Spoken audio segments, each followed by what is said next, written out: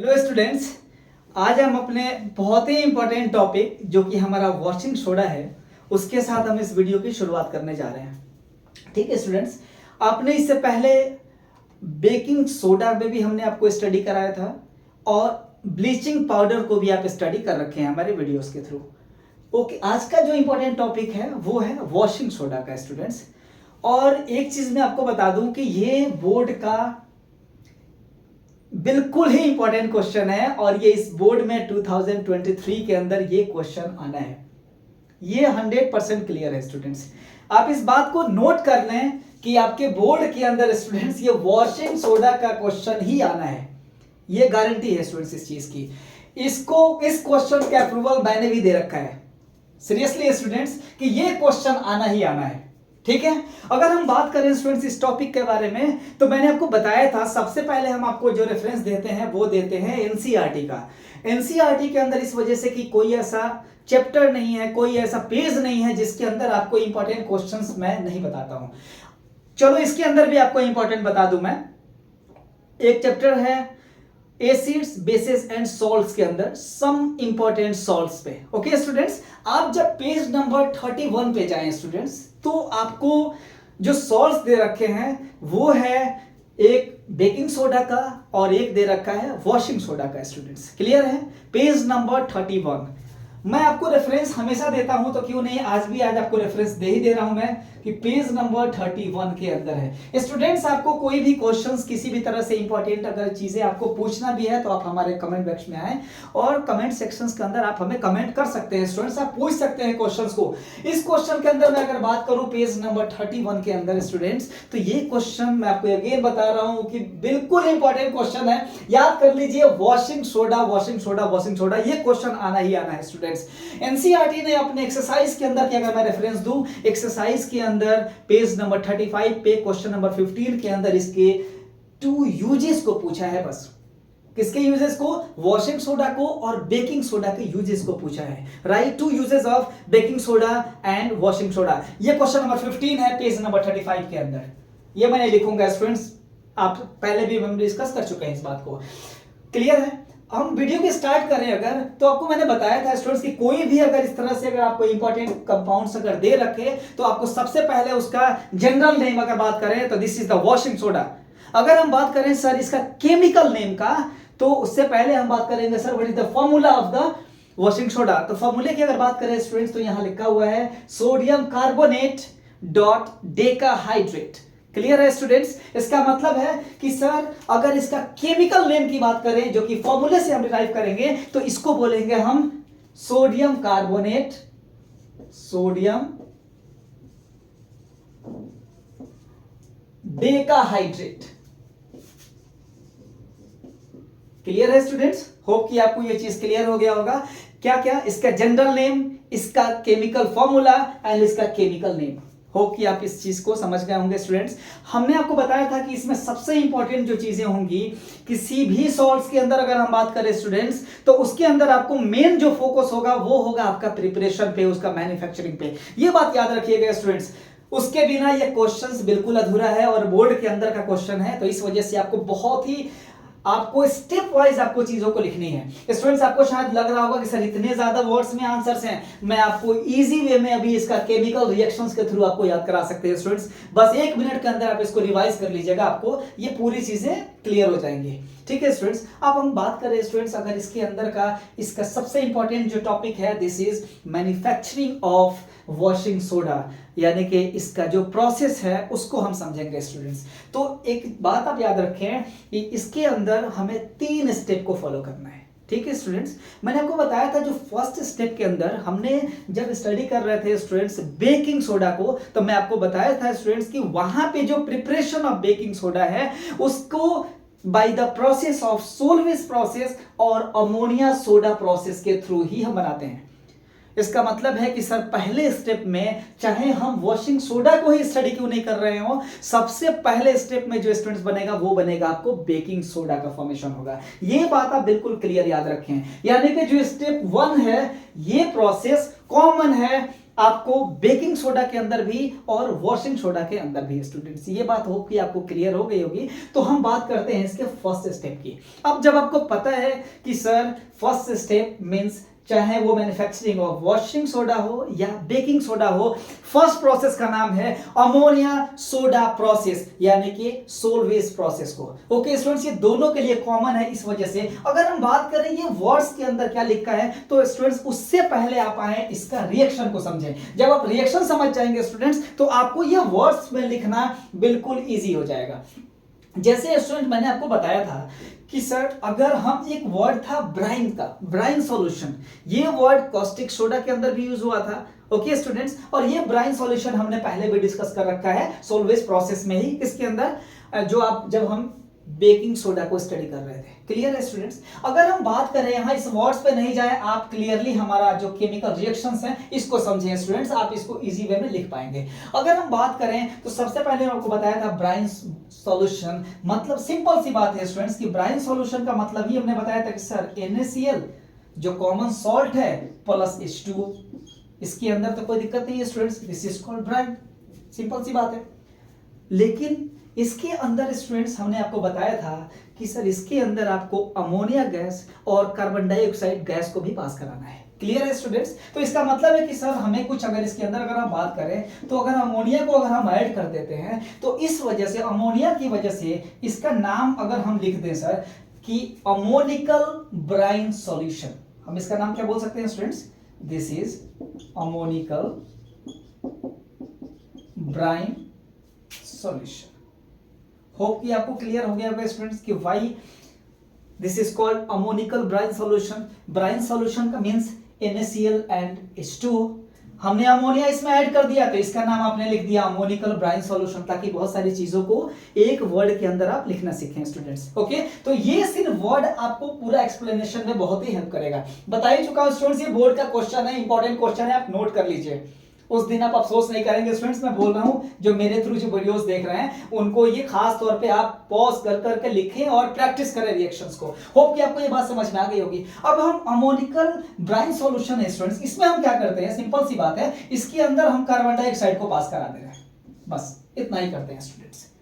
इसका मतलब है इसमें हमने क्या किया है, अमोनिकल ब्राइन सॉल्यूशन के अंदर हमने कार्बन डाइऑक्साइड गैस को पास करा दिया। ठीक है स्टूडेंट्स, तो इसका जो फॉर्मेशन होगा, हमने आपको बताया था कि फर्स्ट स्टेप के अंदर जो प्रोसेस का जो फॉर्मेशन होगा दिस इज बेकिंग सोडा। किसका होगा स्टूडेंट्स? बेकिंग सोडा का होगा, जो कि NaHCO3। क्लियर है student? This is sodium hydrogen carbonate और सोडियम बाइकार्बोनेट का फॉर्मेशन होगा, और एक सॉल्ट का फॉर्मेशन होगा, this is ammonium chloride. Clear है स्टूडेंट्स? होप कि आपको ये बात क्लियर हो गई होगी। अब हम बात करें स्टूडेंट्स, थोड़ा आप रिएक्शन को देखें और इसके हेल्प से अब आप वर्ड्स की तरफ जाएं कि सर हमने लिखा क्या है उसको। स्टूडेंट्स मैंने आपको पहले ही बताया था, अमोनिकल ब्राइन सॉल्यूशन के अंदर आपको कार्बन डाइऑक्साइड गैस को पास कराना है, बस।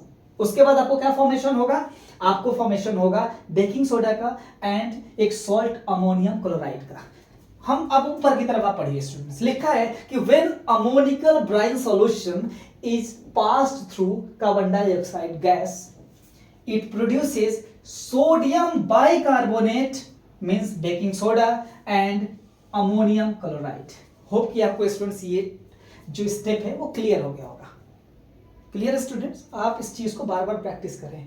अगर हम बात करें यहाँ तो फर्स्ट स्टेप के अंदर स्टूडेंट्स हमेशा आपको क्या करना है, बेकिंग सोडा का ही प्रिपरेशन करना है। इस वजह से हमने स्टूडेंट्स अपने वीडियोस के अंदर पहले हमने बेकिंग सोडा को स्टडी किया था, उसके बाद हम वॉशिंग सोडा को स्टडी करेंगे, क्योंकि सर पहला जो प्रोसेस था, जो कि इंपॉर्टेंट जो टर्म होता है प्रोसेस मैन्युफैक्चरिंग का, पहले बेकिंग सोडा के अंदर भी फर्स्ट प्रोसेस के अंदर स्टूडेंट्स कुछ यही फॉर्मेशन था, ये सेम टॉपिक था और सेम स्टेप 1 को भी आप लिख सकते हैं। लेकिन स्टूडेंट्स क्लियर याद रखिएगा, मैं बेकिंग की बात इंपॉर्टेंट में बहुत कम, मैं उसको इंपॉर्टेंट नहीं बोलूंगा। यहाँ जो इंपॉर्टेंट क्वेश्चन है वो वॉशिंग सोडा का है। Clear students? इस बात को याद रखिएगा, बार बार रिपीट कर रहा हूं। ओके, अगर हम बात करें स्टूडेंट्स नेक्स्ट जो स्टेप था उसका, आपने अगर हमारा बेकिंग सोडा को जो अगर स्टडी किया होगा, उस हमारे वीडियोस को अगर आपने क्लियर देखा होगा, तो मैंने आपको बताया था स्टूडेंट्स कि अगर फर्स्ट प्रोसेस में अगर आपने बेकिंग सोडा बना दिया है तो उसमें हमने आपको प्रॉपर्टीज बताया था, प्रॉपर्टीज ऑफ बेकिंग सोडा, जिसके हमने आपको बताया था कि एक्शन विद हीट, जब हम हीट करें उसको, ओके जब हमने आपको बताया था उसी के अंदर ये टॉपिक था। तो जो हमारा नेक्स्ट जो स्टेप है स्टूडेंट्स, इसके अंदर भी हम इसका थर्मल डिकम्पोजिशन रिएक्शन ही करेंगे। वो किसका स्टूडेंट्स? वो करेंगे हम बेकिंग सोडा का। फर्स्ट स्टेप के अंदर हमने बेकिंग सोडा बनाया है, अगर हमें वॉशिंग सोडा लेना है इसका मतलब है कि इस स्टेप से हमें काम नहीं चलेगा, अब हमें 2 और स्टेप लेने हैं स्टूडेंट्स। क्लियर है? तो अगर हम बात करें स्टूडेंट्स सेकंड स्टेप की, तो सिंपल सा, ये वर्ड्स पे नहीं जाए स्टूडेंट्स, मेरी बात को सुन लें आप कि सर हमें क्या करना है, इस बेकिंग सोडा को थर्मल डिकम्पोजिशन रिएक्शन करना है स्टूडेंट्स। आपको पता है कि अगर हम इसको, ये क्या लिखा है, इसको हम जब रिएक्शंस के बाद भी आप इस वर्ड को समझ पाएंगे। क्लियर है? तो अगर हम बात करें स्टूडेंट्स, अगर इसका थर्मल डिकम्पोजिशन रिएक्शन, स्टूडेंट्स हम यहां लिख भी दे रहे हैं, होप कि क्योंकि बोर्ड के अंदर एक एक वर्ड्स के अंदर आपको सिस्टमेटिक वे में लिखना है ताकि आपको फुल मार्क्स मिल पाए। ओके स्टूडेंट्स, इसका मतलब है कि स्टेप 2 के अंदर हमें थर्मल डिकम्पोजिशन रिएक्शन करना है। किसका? अगर हम बात करें NaHCO3 का, सोडियम हाइड्रोजन कार्बोनेट का, तो स्टूडेंट्स कुछ ये क्या करेगा, जब हम हीट करेंगे इसको तो ये आपका प्रोड्यूस करेगा सोडियम कार्बोनेट। क्लियर है students? Plus water vapours plus carbon dioxide. Clear है स्टूडेंट्स? अब आप देख रहे हैं कि हमें जो फॉर्मूला है students, this is sodium carbonate dot decahydrate. तो हम जो सेकंड स्टेप है लगभग हम वहां तक पहुंच गए हैं स्टूडेंट्स, क्योंकि हमें आपको दिख रहा है कि यहां सोडियम कार्बोनेट भी है सर, और यहां वाटर के भी कुछ मॉलिक्यूल्स प्रेजेंट हैं। ओके स्टूडेंट्स, क्लियर है आपको? तो यहां से हम क्या करेंगे कि अगर आपने जब थर्मल डिकम्पोजिशन रिएक्शन किया है स्टूडेंट्स, और इसी वे में आप इस स्टेप को भी समझ गए, तो इसके हेल्प से आप इस वर्ड्स को भी आप लिख सकते हैं। Clear? Like sodium bicarbonate on further heating produces sodium carbonate, carbon dioxide and water vapours. Same वही वर्ड लिखा है स्टूडेंट, इसलिए रिएक्शंस को आपको फोकस करना है। रिएक्शंस आप लिख पाएंगे तो आप इजी वे में इसको वर्ड्स के अंदर भी आप देखें कितने अच्छे से सिस्टमेटिक वे के अंदर ये आंसर्स आएगा, और ये आपको 3 मार्क्स के अंदर 100% आप 3 मार्क्स आप पूरे का पूरे मार्क्स आप ऑब्टेन कर पाएंगे स्टूडेंट्स। इसी स्टेप को फॉलो करना है। कोई भी वीडियो, दूसरे कोई भी बुक्स या कोई भी दूसरा अनदर वीडियोस के अंदर मुझे नहीं लग रहा है आपको जरूरत पड़ेगी, क्योंकि हम आपको एक एक वर्ड्स को क्लियर वे में, आपको क्रिस्टल क्लियर जिसको कहते हैं स्टूडेंट्स, हम उस वे में आपको समझा रहे हैं, बिल्कुल सिंपल वे में, बिल्कुल सिंपल रिएक्शंस के साथ, और बिल्कुल सिंपल सा आपको पूरे टॉपिक्स के स्टेप बाय स्टेप आपको क्लियर करते जा रहे हैं स्टूडेंट्स। आप हमारे वीडियोस में बने रहें। अगर स्टेप 3 की बात करें स्टूडेंट्स, तो स्टेप 3 के अंदर आपको हमारे चैनल को सब्सक्राइब कर दें आप पहले। ठीक है स्टूडेंट्स, ये समझ में आया कि आपको क्या करना है, चैनल को सब्सक्राइब करना है, और भी आप चीजों में वीडियोस के अंदर आप कमेंट सेक्शन में आए, कमेंट्स करें। आपको जहां पे टॉपिक्स में आपको कंफ्यूजन लगे, किसी चैप्टर्स का इंपॉर्टेंट पूछना हो, आप हमसे पूछ सकते हैं स्टूडेंट्स। अगर हम बात करें स्टूडेंट नेक्स्ट स्टेप 3 का, तो ये वो नहीं था, स्टेप 3 यहां है स्टूडेंट्स। हम क्या करेंगे, सिंपल वर्ड आप याद रखें कि इसको आप रिक्रिस्टलाइन करेंगे। मींस यहां पे आपको जो वाटर मॉलिक्यूल्स प्रेजेंट है एंड Na2CO3 है, इसका मतलब है कि हमें इसको क्या करना है, this is after recrystallisation of sodium carbonate. Recrystallisation का मतलब हो गया स्टूडेंट्स कि हमें क्या करना है कि सर यहां से जो सोडियम कार्बोनेट है, यहां से हमें कुछ इसका 10 वाटर का मॉलिक्यूल्स ऑब्टेन होगा, और ये दोनों कंबाइन होकर जो हमारा फॉर्मूला बनाएगा वो बनाएगा स्टूडेंट्स Na2CO3.10H2O। क्लियर है स्टूडेंट्स? और ये वही फॉर्मूला है जो कि आपने स्टार्टिंग में लिख रखा है, जिसको हम क्या बोलेंगे, this is washing soda. Clear है स्टूडेंट्स? होप कि आपको ये सारे स्टेप समझ में आ गए होंगे स्टूडेंट्स। आपको सिंपल सा जो है पहला रिएक्शंस याद रखने हैं, second one and third one. तो आपको इस रिएक्शंस के बिहाफ पे आपको इसको एक्सप्लेन करना है स्टूडेंट्स क्लियरली। ठीक है स्टूडेंट्स, होप कि आपको क्लियर हो गया होगा। स्टेप 1 के अंदर आपको क्या करना है, अमोनिकल ब्राइन सॉल्यूशंस के अंदर आपको कार्बन डाइऑक्साइड को पास कराएं, तो आपको baking soda sodium hydrogen carbonate का फॉर्मेशन होगा और एक सॉल्ट का फॉर्मेशन होगा, and this is called ammonium chloride. Step 2 की बात करें स्टूडेंट्स, तो उसके अंदर हम क्या करेंगे, जो हमने बेकिंग सोडा का प्रिपरेशन किया हुआ है, इस बेकिंग सोडा को हम क्या करेंगे, थर्मल डिकम्पोजिशन रिएक्शंस के थ्रू इसको ब्रेक करेंगे स्टूडेंट्स। और थर्मल डिकम्पोजिशन रिएक्शंस का मतलब इसके अंदर हम हीट से अगर हम इसको ब्रेक करें तो आपको क्या मिलेगा, sodium carbonate, water vapours and carbon dioxide gas. यही बात यहां पे लिखा हुआ है स्टूडेंट्स। क्लियर है? थर्ड स्टेप की बात करें तो this is after recrystallisation of sodium carbonate we find Na2CO3.10H2O, sodium carbonate decahydrate, जो कि हमारा वॉशिंग सोडा का यहां फॉर्मेशन होता है स्टूडेंट्स। तीन स्टेप में क्या होगा स्टूडेंट, ये हमारा वीडियो कंप्लीट होगा प्रिपरेशन का। ओके स्टूडेंट्स, होप कि आपको ये चीजें क्लियर होती जा रही होंगी। अब हम अगर इसके इंपॉर्टेंट जो पार्ट्स हैं उस पार्ट के अंदर अगर हम डिस्कस करें तो वो है हमारा properties of washing soda and uses of washing soda, जो कि एनसीईआरटी ने पेज नंबर 35 क्वेश्चन नंबर 15 के अंदर पूछा है। सिर्फ दो यूजेस को स्टूडेंट्स, एनसीईआरटी ने भी इसके यूजेस को लिख रखा है। बिल्कुल आपको पता है कि वॉशिंग सोडा है तो इसका यूजेस होगा लॉन्ड्रीज के अंदर यूज कर सकते हैं, इन the manufacturing of glass paper, ये सारे इंडस्ट्रीज में यूज होते हैं, in the preparation of borax, इसमें भी प्रिपरेशन में आपको यूज होगा। हम बहुत सारी बातों को एक एक स्टेप वाइज हम बात करते जाएंगे। अब हम बात करते हैं इसकी प्रॉपर्टीज की और इसके यूजेस की।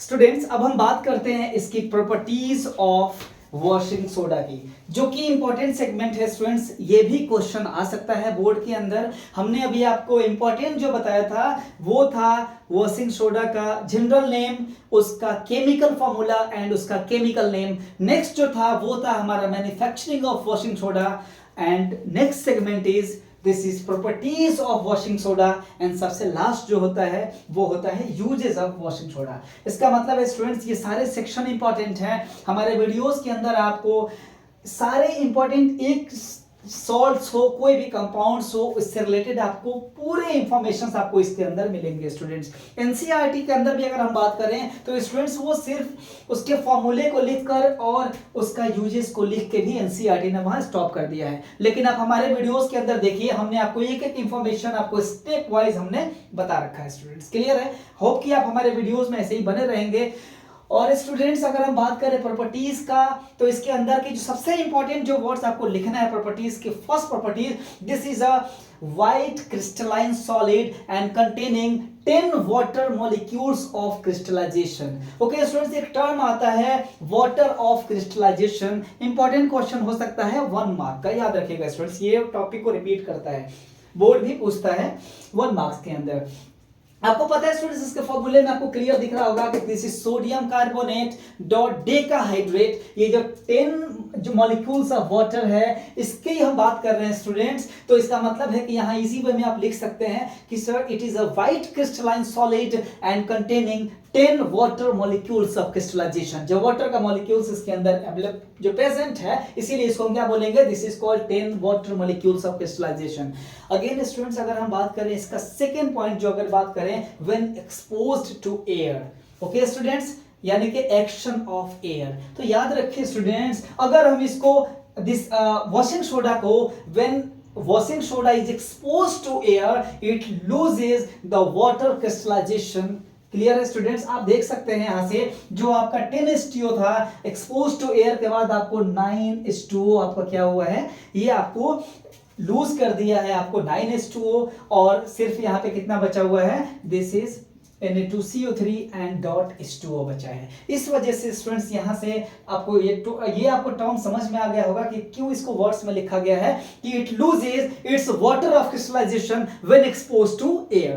Clear students? आपको दिख रहा है यहाँ से, ठीक है स्टूडेंट्स, ये 9 वाटर के मॉलिक्यूल्स यहाँ से क्या होंगे, ये लूजेस हो जाएगा। ओके अगर हम बात करें स्टूडेंट्स यहाँ से थर्ड जो टॉपिक है this is solubility of water. तो आपको पता है स्टूडेंट्स हम जनरली यूज भी करते हैं इसी वजह से कि जो वॉशिंग सोडा को हम करते हैं ये वाटर के साथ, चाहे हम वो किसी भी तरीके से यूजफुल आप हो जाता है, चाहे वो हार्ड वाटर हो या सॉफ्ट वाटर हो। तो होता क्या है स्टूडेंट्स कि जनरली हार्ड वाटर के अंदर भी इसको आप क्या कर सकते हैं, ये सॉल्युबल हो गया और वॉशिंग पर्पसेस के अंदर काम करता है। तो स्टूडेंट्स जाहिर सी बात है सॉल्युबिलिटी का वर्ड तो आप ऐसे भी समझ सकते हैं कि sir it dissolve in water to give an alkaline solution। Alkaline इस वजह से स्टूडेंट की यहां से देखें आप एक बेस का फॉर्मेशन हुआ है and this base is called caustic soda.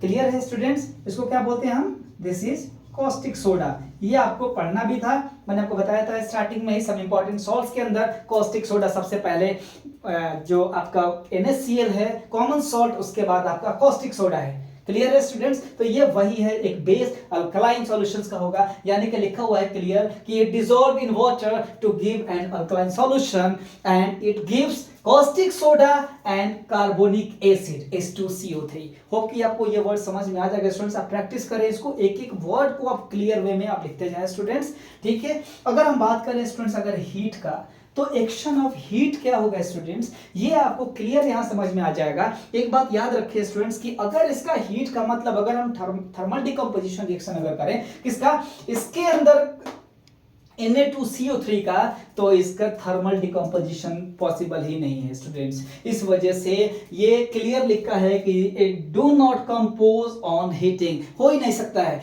होगा क्या स्टूडेंट्स कि all the 10 molecules will be removed, ये 10 मॉलिक्यूल्स जो प्रेजेंट था बस ये क्या होगा, ये 10 मॉलिक्यूल्स आपका यहां से पूरा 10 मॉलिक्यूल से खत्म हो जाएगा। इस वजह स्टूडेंट्स बस ये हो सकता है कि washing soda is stable towards heat, ये वर्ड आप याद रखिएगा स्टूडेंट्स। ये decompose, they do not decompose, आप क्लियर लिख सकते हैं यहां पे कि दिस डू नॉट डिकम्पोज, इसका मतलब है स्टूडेंट्स कि अगर एक्शन ऑफ हीट की बात करें तो washing soda is stable towards heat and do not compose on heating. Okay students, hope कि आपको ये भी पॉइंट आपको क्लियर हो गया होगा। ठीक है, तो आपको एक सीक्वेंस वाइज में आपको याद रखिए स्टूडेंट्स, बोर्ड्स के अंदर एक एक वर्ड्स के और बिल्कुल बेहतरीन वर्ड्स के अंदर आप आंसर दें, तभी आपको फुल मार्क्स आपको मिलेंगे स्टूडेंट्स। बिल्कुल एक टॉपर जैसा जो नोट्स होता है उसकी जैसा आपको लिखना है। क्लियर है? अगर नेक्स्ट सेगमेंट की बात करें स्टूडेंट्स तो वो है हमारा uses of washing soda. Students ये मैंने आपको बताया था कि आपको जब टॉपिक की बात करें ना तो आपको याद होना चाहिए कि सर ये एनसीईआरटी में कुछ इसका रिलेशन है क्या।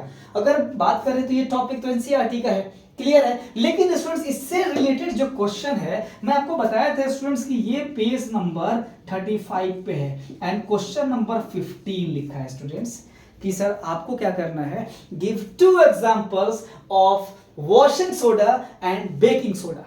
ये एनसीईआरटी का क्वेश्चन है and this is the question of number 15 on page number 35। Students एक एक बात आपको याद रखना है, ऐसे थोड़ी प्रिपरेशन करके आपको बोर्ड के अंदर आपको अपियर होना है। एक एक पॉइंट हम डिस्कस करेंगे और एक एक पॉइंट्स के साथ आप बोर्ड्स के लिए प्रिपेयर कराएंगे आपको। ठीक है स्टूडेंट्स, अगर हम बात करें इसका यूजेस का तो स्टूडेंट्स इसके 2 यूजेस एनसीईआरटी पूछ रहा है, तो आप इजी वे में लिख सकते हैं स्टूडेंट्स। सबसे पहले तो एकदम सबसे जो कॉमन एक इसका यूजेस है, this is use for washing purposes.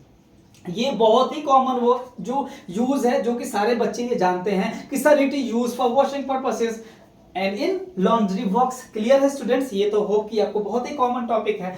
दूसरी अगर हम बात करें स्टूडेंट्स तो अगर आपने लैब के अंदर स्टूडेंट्स बहुत सारे अपने जो टेस्ट ट्यूब्स आप देखे होंगे है ना स्टूडेंट्स, तो उसके अंदर एक वर्ड लिखा होगा, आप क्लियर देखिएगा स्टूडेंट, जो फ्लास्क वगैरह होते हैं उस पर लिखा होगा बोरोसिल। क्लियर है स्टूडेंट्स, वो बोरोसिल को आप यूज करते हैं, बहुत सारे आप लैबोरेटरीज के अंदर आप देखे होंगे। तो जनरली वो जो ग्लासेस होता है स्टूडेंट्स वो आपका बोरक्स का बना होता है। क्लियर, ये टर्म है बोरक्स का, जिससे वो ग्लासेस हम मैन्युफैक्चरिंग करते हैं स्टूडेंट्स। क्लियर है, तो इस वजह से आप याद कर सकते हैं ग्लास वाला टर्म कि sir it is use for the manufacturing of glass. अभी हमने आपको रेफरेंस दिया है कि लैबोरेटरीज के अंदर का जो टेस्ट ट्यूब वगैरह है उसके अंदर का। ओके स्टूडेंट्स, तो बात करेंगे it is use for the manufacturing of glass, soaps and in paper industries.